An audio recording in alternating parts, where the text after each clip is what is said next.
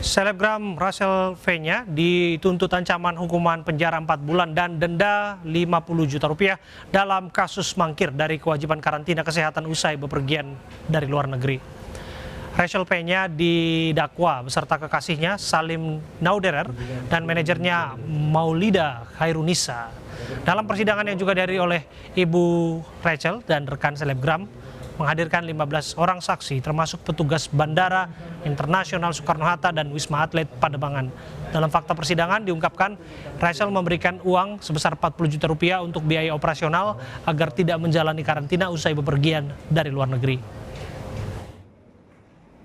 Oleh karenanya, saudara dituntut untuk dijatuhi pidana. Sekarang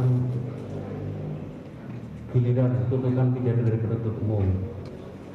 Bagaimana? Minta diskors atau atas nama terdakwa Felina Pratiwi binti Ahmad.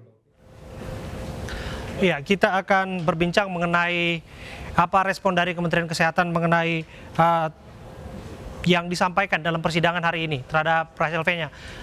Assalamualaikum, selamat malam Bu Siti Nadia. Selamat malam, Mas Braham. Iya, Bu Siti, kami ingin tahu bagaimana respon Kementerian Kesehatan mengenai persidangan Rachel hari ini.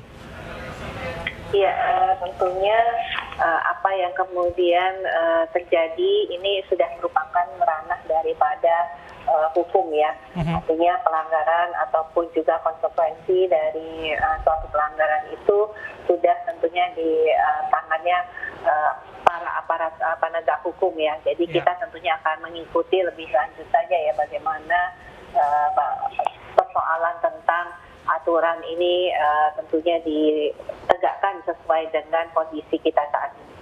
Oke, sebetulnya ekspektasinya pesan apa yang ingin disampaikan dari persidangan ini? Karena kasus ini agar tidak dianggap kasuistis begitu, Bu Siti.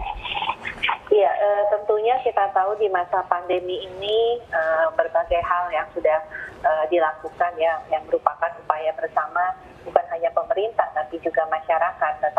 Dan kita berharap tentunya kembali lagi ya bahwa di masa pandemi ini kan keselamatan dan keamanan semua orang yang menjadi taruhannya. Dan kita berharap bahwa tidak ada oknum-oknum tertentu yang memanfaatkan kondisi ini dan tentunya peringatan-peringatan ataupun sanksi itu merupakan upaya ya untuk meningkatkan kepatuhan dan kembali lagi untuk menjaga keselamatan kita bersama. Kita bisa bayangkan apa yang terjadi di bulan Juli, begitu banyak kematian dan kesakitan serta juga sebenarnya beban-beban pengeluaran yang tentunya cukup besar ya pada saat terjadi peningkatan kasus. Jadi tentunya pada saat kita mengeluarkan kebijakan untuk karantina ataupun pemeriksaan PCR adalah tujuannya untuk perlindungan bersama.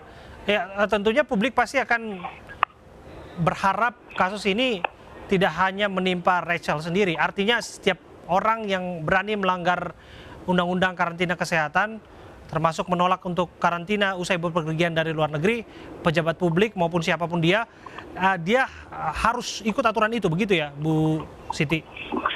Iya, tentunya kita tahu bahwa kewajiban karantina itu sudah diatur dan tata cara pengaturan karantina, apakah karantina itu dilakukan di tempat-tempat yang sudah ditunjuk maupun karantina itu pada kondisi-kondisi tertentu bisa dilakukan secara mandiri.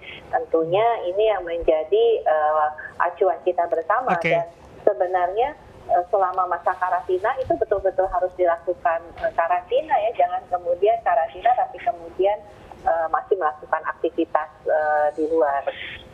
Ya, Bu Nadia, kalau kita lihat dengan varian Omikron yang sekarang ini sedang mengguncang ya, dalam artian ini dikhawatirkan akan masuk ke negara kita. Artinya bagaimana pengetatan yang dilakukan terhadap orang-orang yang baru datang ataupun baru bepergian dari luar negeri dan tiba kembali di tanah air? Ya, artinya kembali lagi bahwa varian Omikron ini kan kita ketahui merupakan varian yang diduga jauh lebih menular dibandingkan varian Delta. Dan kecepatannya untuk menularkan kembali itu adalah 2,5 kali daripada varian lainnya. Nah, pengetatan pintu masuk itu sudah kita lakukan ya, dengan misalnya 11 negara yang sudah kita ketahui